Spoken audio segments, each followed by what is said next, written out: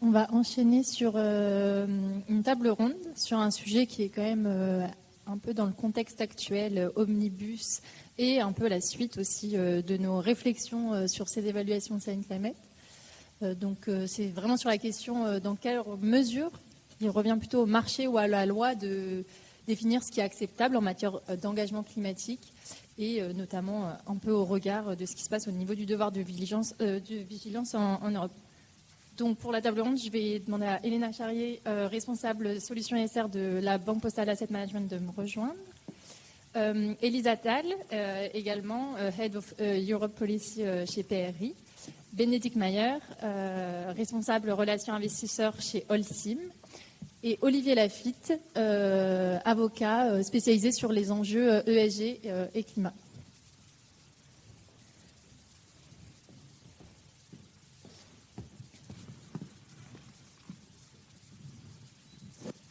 On a 2 micros, donc on se les passera pour les réponses. Je vous remercie d'être ici ce soir. En plus, on a des représentants d'un peu de différents métiers, donc c'est très intéressant. Peut-être pour commencer, Elena Charrier, pour commencer plutôt sur la vision plutôt financière, quels sont les nouveaux engagements qui ont été pris par notamment LBPAM en matière de plan de transition et quelles implications vous voyez chez l'ensemble des émetteurs que vous avez en portefeuille? Bonsoir à tous. Alors pour nous, LBPM, en fait 2025 a été une année assez importante en termes de transition puisqu'on a effectué 2 grandes publications. La première, c'est celle d'une politique climat pour vraiment cristalliser et surtout rendre public nos actions en termes d'adaptation et évidemment d'atténuation sur l'ensemble de nos encours. Et la deuxième publication significative, c'est notre plan de transition. Ce qui est une étape importante, c'était une première, on est une ETI et donc on est dans une logique de progrès. Dans le cadre de ce plan, on a porté aux nouvelles bornes du groupe LBPM notre objectif d'alignement de nos encours sur les objectifs de l'accord de Paris à 80% d'ici 2030, avec une ambition évidemment idéale d'atteindre 100% d'ici 2040 si les circonstances le permettent.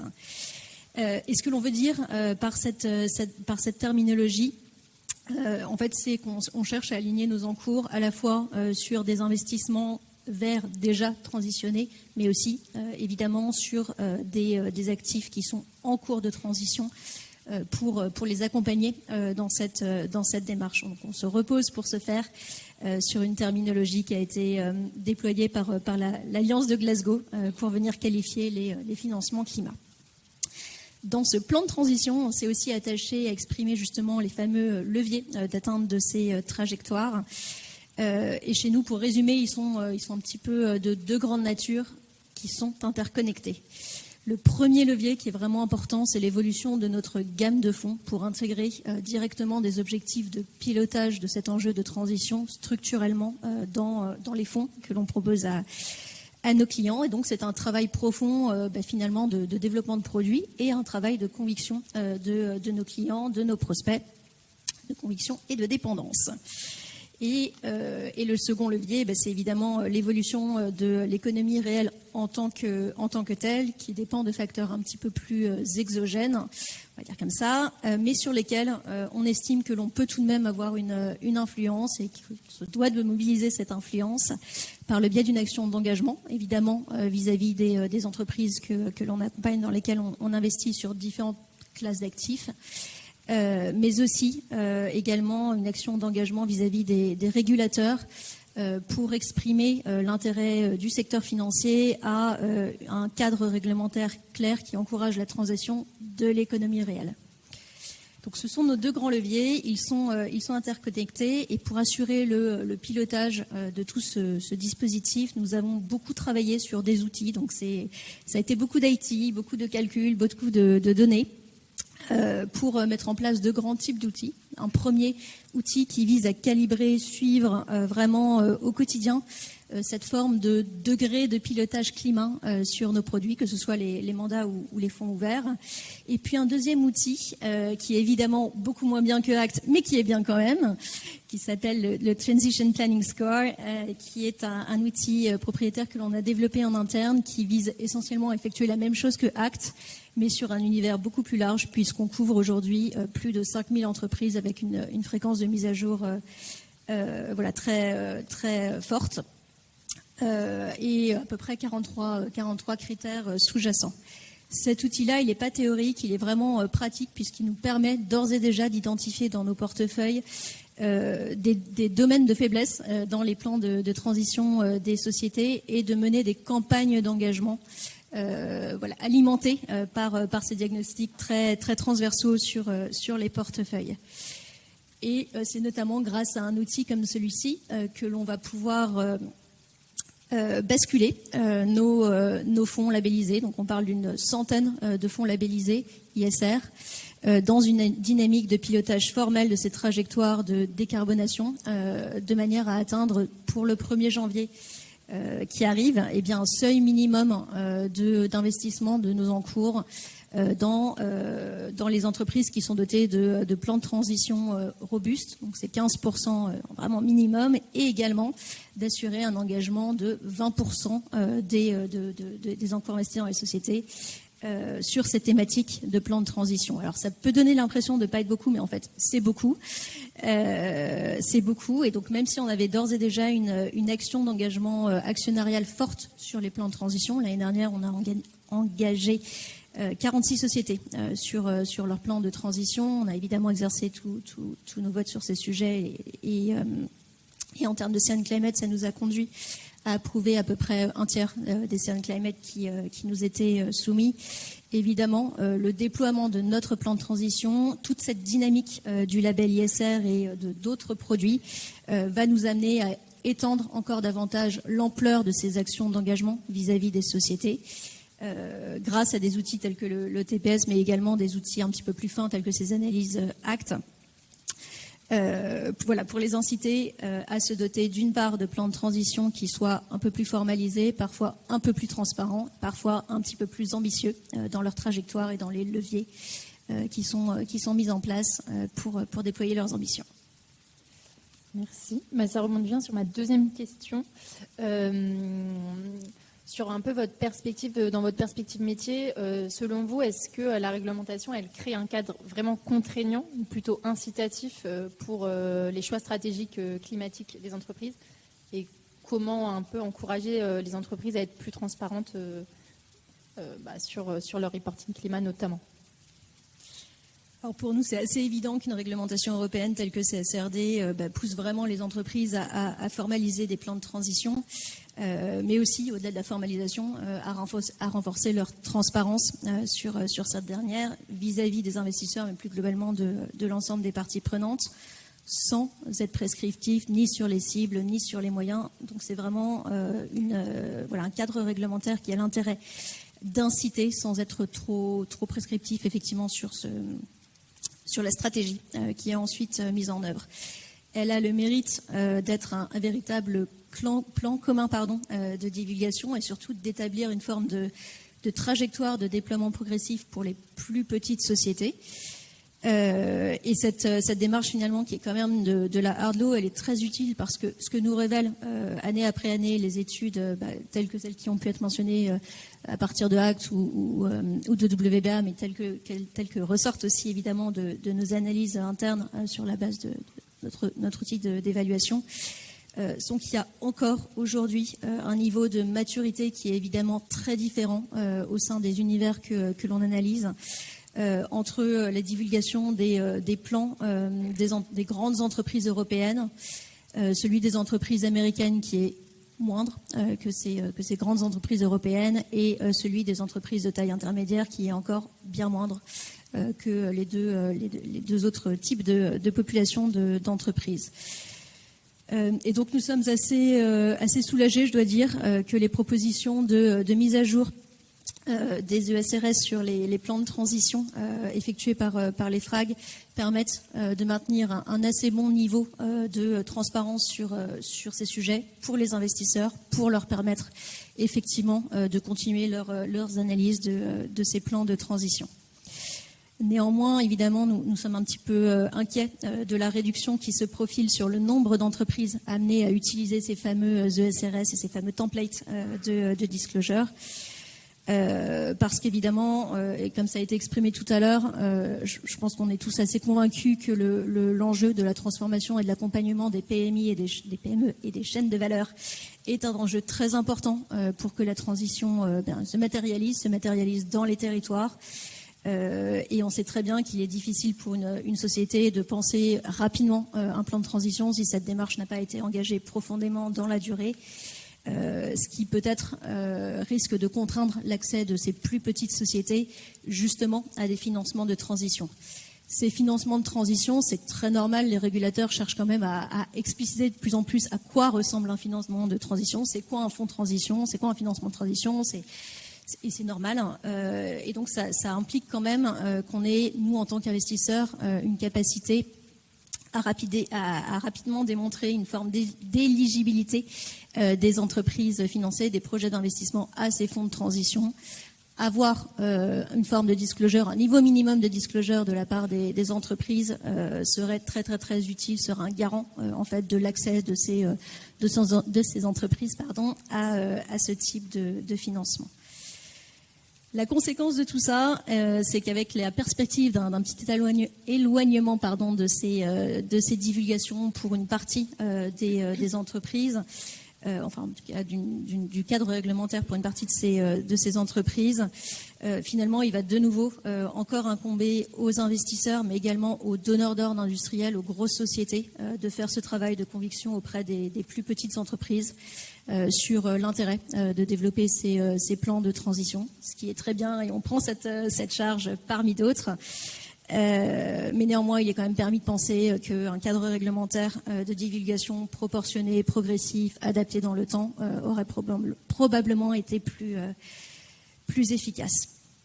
Ce qui reste aussi assez clair en termes de régulation, c'est qu'au-delà de la transparence que l'on peut espérer avec CSRD, c'est quand même largement la réglementation et le cadre de transition sectorielle de l'économie réelle, la maturité technologique, la maturité aussi des clients dans le secteur, l'alignement des parties prenantes donneuses d'ordre qui font fondamentalement le contenu de plans de transition des entreprises, qui définissent les niveaux d'ambition, qui viennent caractériser les leviers qui sont atteignables par les sociétés.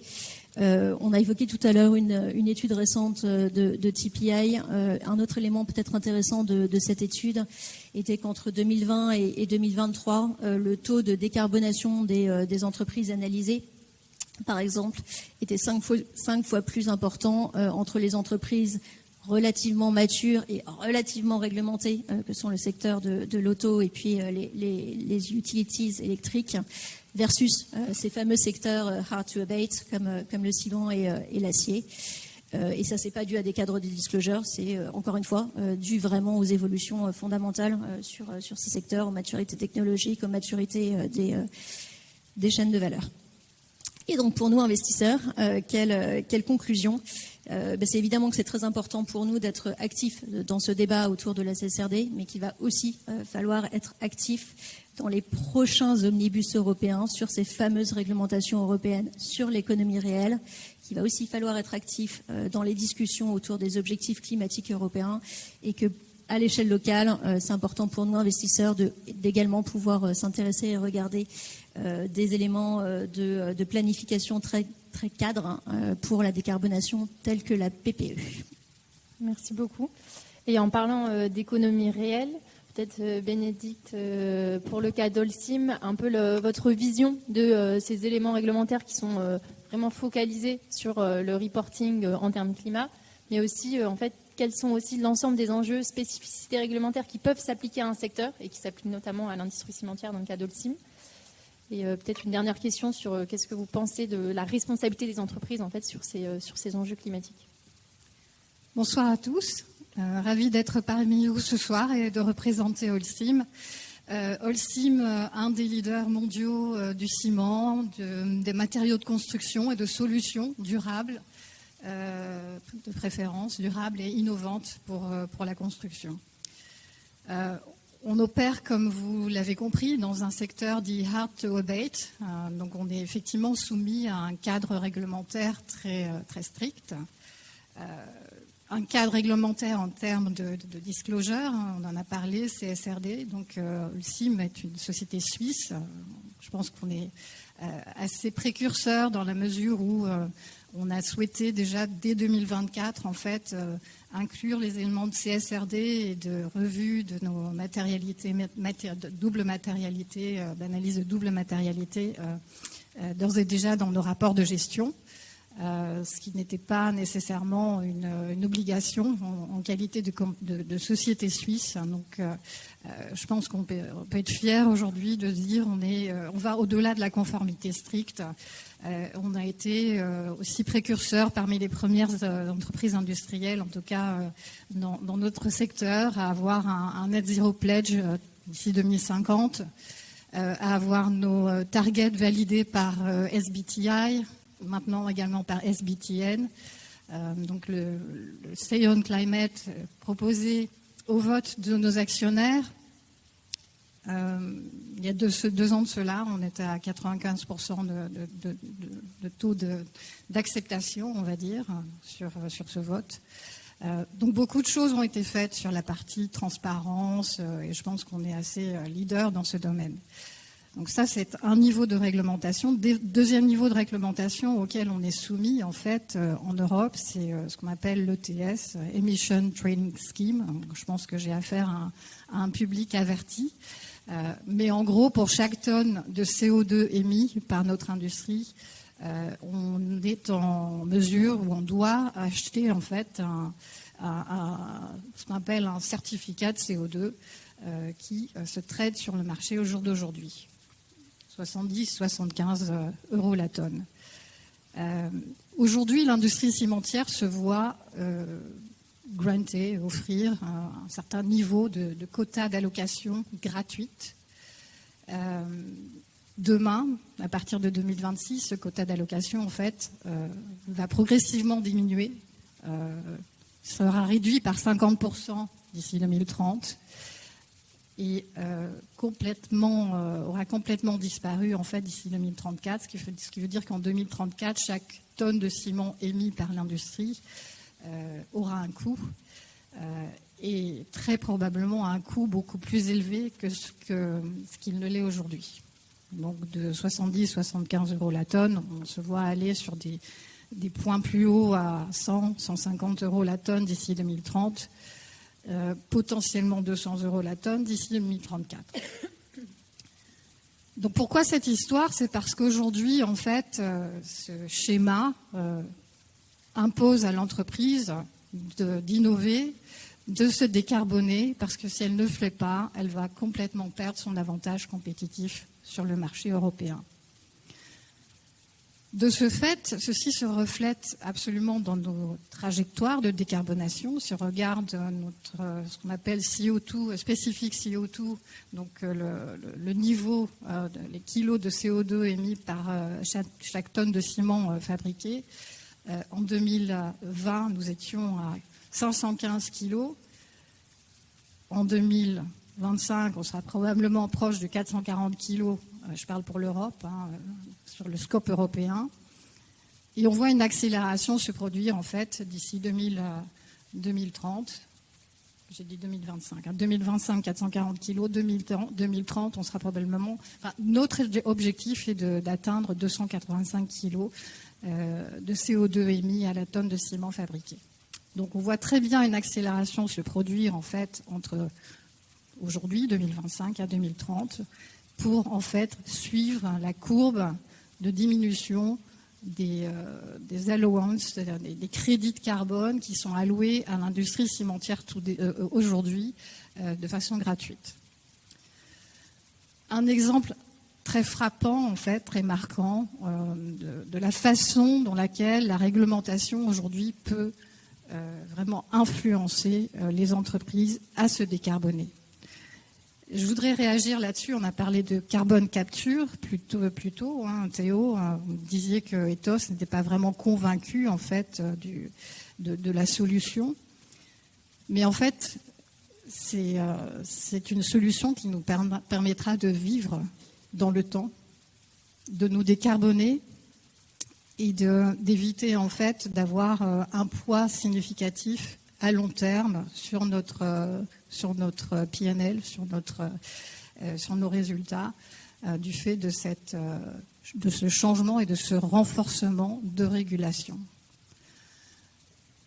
Donc là, je voudrais être un petit peu critique sur ce point, parce qu'on voit très bien que l'industrie doit se réformer, se transformer. Il y a une énorme composante d'innovation. On innove on a parlé plutôt de ciment et de béton bas carbone, qui suppose la mise en place d'énormément d'initiatives. Donc on va chercher aujourd'hui des sources de fuel alternatifs. On va aller récolter ce qu'on appelle des wastes, donc des déchets.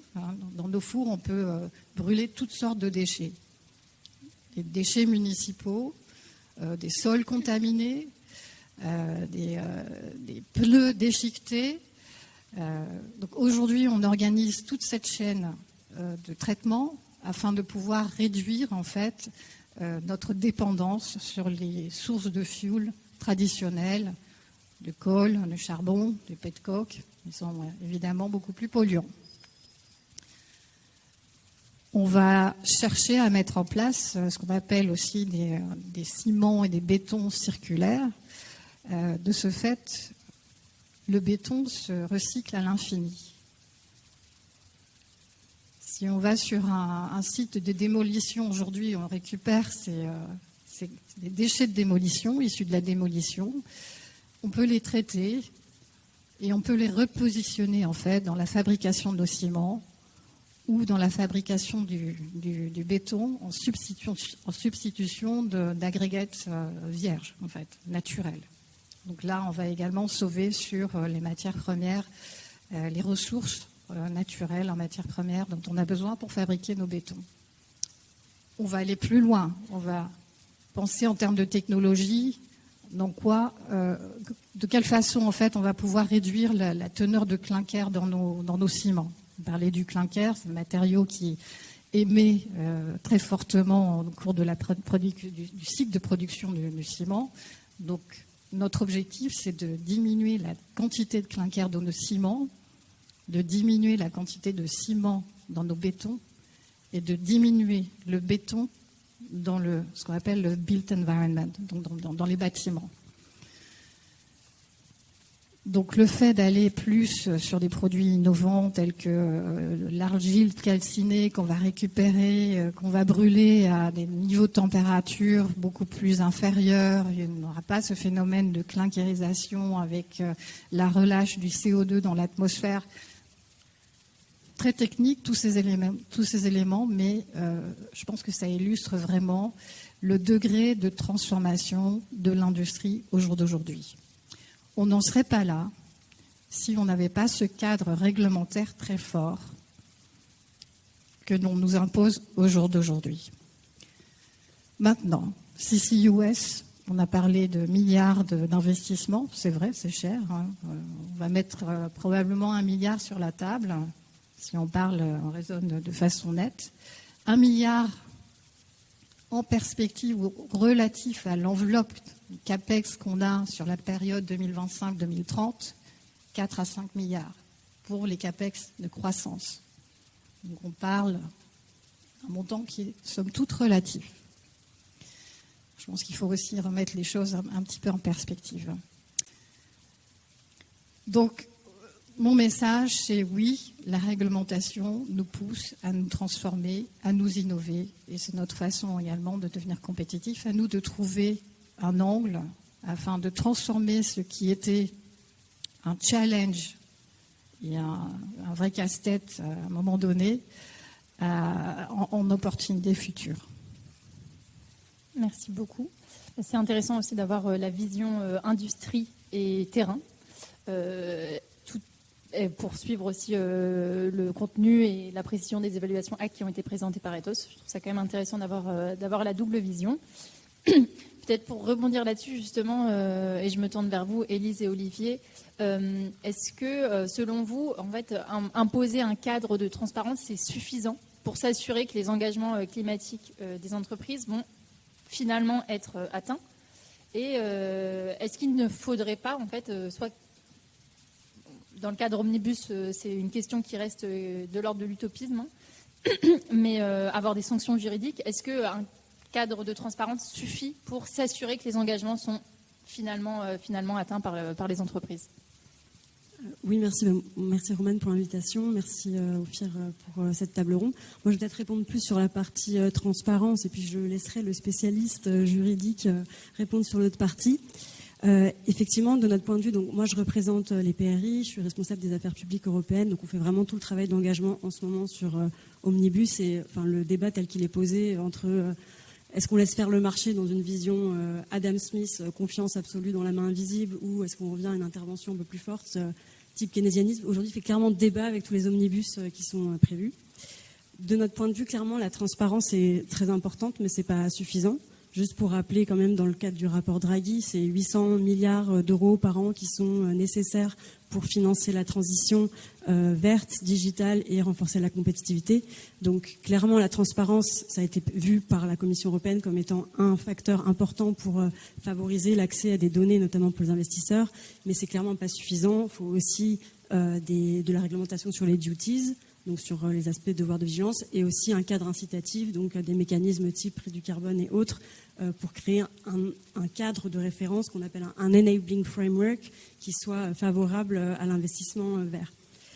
Aujourd'hui, en tout cas, ce qu'on voit en termes de transparence, donc c'est vraiment le débat sur Omnibus, c'est que cette transparence, elle se concrétise à travers aujourd'hui les ESRS. Actuellement, donc, il y a l'EFRAG qui consulte là-dessus, donc je vous invite d'ailleurs à regarder parce que la deadline pour répondre c'est mardi. Nous, les PRI, on vient juste de sortir notre réponse et notamment sur les plans de transition. On était globalement satisfait quand même au global de sur quoi l'EFRAG a atterri. Il y a quand même une réduction assez drastique du nombre d'indicateurs, environ 60%. Nous, on propose quand même d'en réintégrer 5%. Notamment sur les plans de transition, parce qu'il y a notamment 4 exigences qui ont été enlevées sur les questions d'alignement des objectifs des plans de transition avec l'accord de Paris et le scénario 1.5, sur les questions qui sont liées aux revenus et aux dépenses de CAPEX et l'alignement avec la taxonomie, si l'entreprise est exclue ou pas des indicateurs Paris Align Benchmark, et sur ces questions aussi de verrouillage des émissions. Il y a des informations qu'on propose d'enlever. On trouve ça quand même dommage. Donc, si vous souhaitez voir ça réintégré, voilà, notre réponse est disponible. Vous pouvez faire un petit copier-coller, dire je soutiens ce positionnement des PRI. Et je pense que c'est important qu'il y ait pas mal de parties prenantes qui engagent les FRAG sur ce point. Donc ça, c'est vraiment sur la partie transparence et sur les débats qu'il y a actuellement effectivement aussi au sein du Parlement et du Conseil. Je vais pas revenir sur les questions de scope parce que Elena en a aussi beaucoup parlé, mais c'est clairement un problème pour les investisseurs. Quels vont être les scopes et quelle vont être l'accessibilité de ces données. Et après, il y a l'autre directive, donc sur la CS3D, notamment l'article 22 sur les plans de transition, qui est aujourd'hui clairement sur la sellette. Il ne faut pas se voiler la face là-dessus, sur les discussions, notamment au sein du Parti conservateur EPP. Le Conseil a déjà pris sa position et a proposé de revenir quand même en arrière sur des questions de mise en œuvre. Et je pense que vous en parlerez un petit peu plus, mais il y a pour juste ces aspects-là qui sont importants. Un peu de contexte sur l'article 29, c'était vraiment sur la mise en œuvre du plan de transition qui venait répondre... Ouais. Aux éléments de la CSRD, mais je suppose que c'est sur l'aspect adoption et mise en œuvre. Et donc du coup, ça c'est effectivement aussi un point de vigilance important. Et là-dessus, au côté Parlement, le Parlement doit aussi rendre sa position prochainement. Donc c'est quelque chose qu'on regarde de près, mais peut-être que je vous laisserai en dire un peu plus sur cet aspect-là. Oui, bonsoir à tous. Alors, si j'en reviens à la question, est-ce qu'il faut réglementer pour atteindre l'objectif ? C'est une question de base qui se posait beaucoup il y a encore quelques années, puisqu'il y avait les tenants de l'engagement volontaire, je dirais toutes ces problématiques, et y compris côté secteur financier, de finances durables, on parlait beaucoup d'engagement volontaire.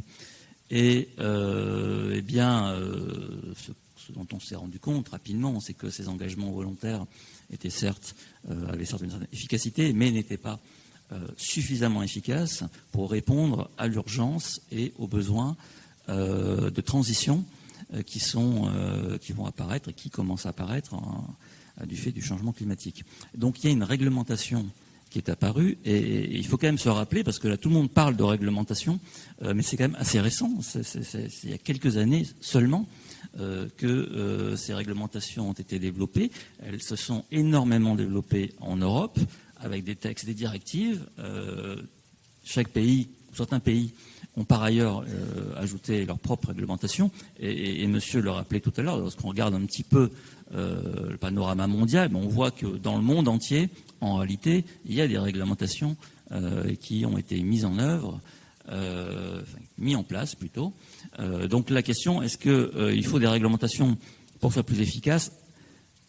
La vraie vie montre que oui, voilà. Et on n'est pas les seuls en Europe à le penser, même s'il y a d'autres endroits où on pense différemment. La réalité, c'est que c'est là. Donc à partir de là, il y a effectivement tous ces textes dont on parle et pour lesquels on s'interroge sur finalement la portée du reporting que ces textes demandent.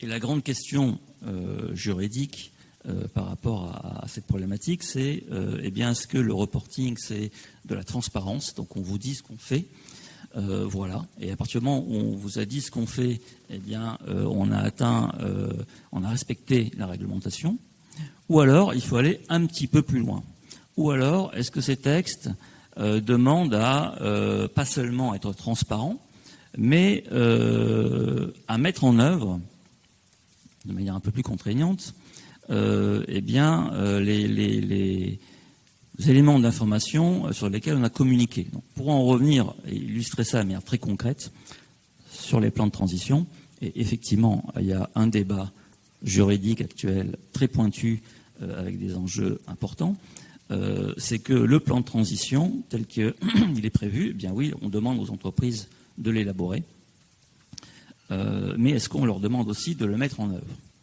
Il y a ceux qui vont considérer que on établit un plan de transition et puis ça reste un peu un exercice théorique, en tout cas un objectif cible. Et puis il y a les tenants d'une interprétation un peu plus stricte qui vont dire vous avez établi des plans de transition, vous avez communiqué sur ces plans de transition, on attend aussi de vous, entreprises, que vous mettiez en œuvre ces plans de transition. Quand vous nous dites en 2040 on en sera là, en 2050 on en sera là, eh bien, c'est pas seulement des affirmations ou des souhaits, il faut que ça se traduise par une réalité. Et donc c'est là qu'il y a aujourd'hui, dans les discussions en cours sur cette fameuse directive Omnibus qui a pour objet de redessiner un petit peu un certain nombre de textes législatifs en la matière. Sur les plans de transition, il y a effectivement une grosse discussion sur la manière dont ce fameux article 22 qui disait en gros, eh bien, il faut élaborer le plan de transition, il faut le mettre en œuvre. Eh bien, il y a des tenants qui disent, mais le mettre en œuvre, ça veut dire quoi ? Est-ce qu'on va obliger les entreprises qui ont dit en 2040 on sera à tel endroit, eh bien, on va les obliger à atteindre leur objectif, et s'ils n'ont pas atteint cet objectif, on va les sanctionner, puisque ça faisait partie de tes questions. Ou alors, il y a ceux qui considèrent que l'interprétation de ces termes juridiques, ça veut dire non, on vous demande d'essayer de les mettre en œuvre, mais bon, si vous n'y arrivez pas, c'est pas bien grave, on va pas vous tomber dessus pour autant. Donc là, je simplifie les choses, mais le débat juridique derrière existe. Et la preuve, c'est qu'il y a énormément de lobbying en ce moment et qu'il y a une bataille très très intense sur des petits mots de l'article 22 pour savoir lequel on va mettre, pour que, eh bien, pour certains, il soit relativement contraignant et pour d'autres, il soit sans portée contraignante aucune. Et donc pourquoi est-ce qu'il y a ce débat ? Bien parce que tous ces textes, là on parle de réglementation, de directives, mais en fait ce sont des textes de droit, c'est-à-dire que au final, ce sont des juges qui vont les interpréter. Ce ne sont pas les spécialistes qui sont là. Ça va être un juge auquel une ONG, un investisseur, un actionnaire va, par exemple, dire, eh bien, il y avait ce plan de transition là qui a été communiqué. L'article 22 nous dit que vous devez le mettre en œuvre. Et puis, moi, je constate que vous ne l'avez pas mis en œuvre puisque vous n'avez pas atteint l'objectif que vous étiez fixé. Donc, je vais vous voir, monsieur le juge, et je vous signale que la réglementation n'a pas été respectée. Et donc, je demande une sanction, une indemnisation, une correction. C'est ça l'enjeu qu'il y a derrière. Et donc, pour les entreprises, évidemment, c'est pas neutre. Pour les investisseurs, c'est pas neutre.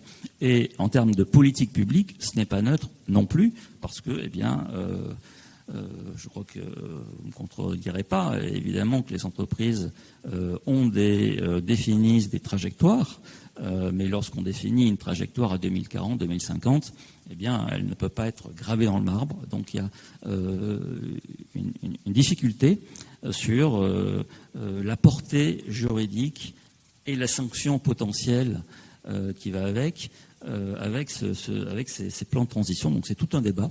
Et une fois qu'on aura un nouveau texte finalisé, eh bien, les juristes pourront sous-peser l'intensité de la portée juridique des plans de transition que les entreprises seront amenées à publier. Merci beaucoup, Olivier. Je me permets juste parce qu'il nous reste vraiment il reste 3-4 minutes. Peut-être une autre question pour ressortir un peu, pour vous, Élise, pour sortir un peu du cadre plutôt franco-français.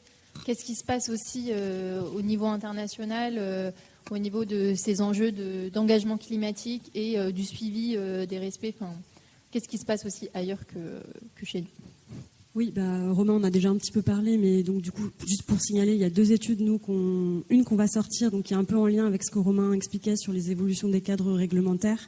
Donc aujourd'hui, il y a quand même une vraie dynamique, je pense qu'il faut le reconnaître, sur ces questions de plan de transition. Donc moi, je m'occupe du côté européen, mais il y a cette vraie dynamique, on a vu la carte tout à l'heure à l'échelle mondiale. Il y a aussi beaucoup de débats réglementaires sur... et là, typiquement, le Royaume-Uni a fait une consultation là, à laquelle on a répondu la semaine dernière sur les plans de transition et sur cette question de même de les rendre obligatoires. Donc ça, c'est un débat qui existe de manière réelle. Et il y a beaucoup de statistiques aussi quand même qui montrent que il y a de plus en plus d'acteurs à travers le monde qui se saisissent de ces sujets-là. Donc par exemple, si on regarde du côté investisseur, il y a 75% des investisseurs qui font partie des principales grandes alliances qui ont aujourd'hui déjà des plans de transition. Il y a les données du CDP dont on a parlé aussi un petit peu tout à l'heure, mais pareil côté entreprise. Alors évidemment après quand on regarde dans le détail, les plans de transition ne sont pas forcément parfaits, il n'y a pas tous les indicateurs, mais il y a plus de environ 6 000 entreprises qui ont fait l'effort qui déclarent auprès du CDP qu'elles ont un plan de transition. Donc effectivement, après en termes de méthodologie, de qualité, de granularité de ces plans de transition, il y a encore beaucoup d'améliorations, mais en tout cas la dynamique elle est clairement enclenchée.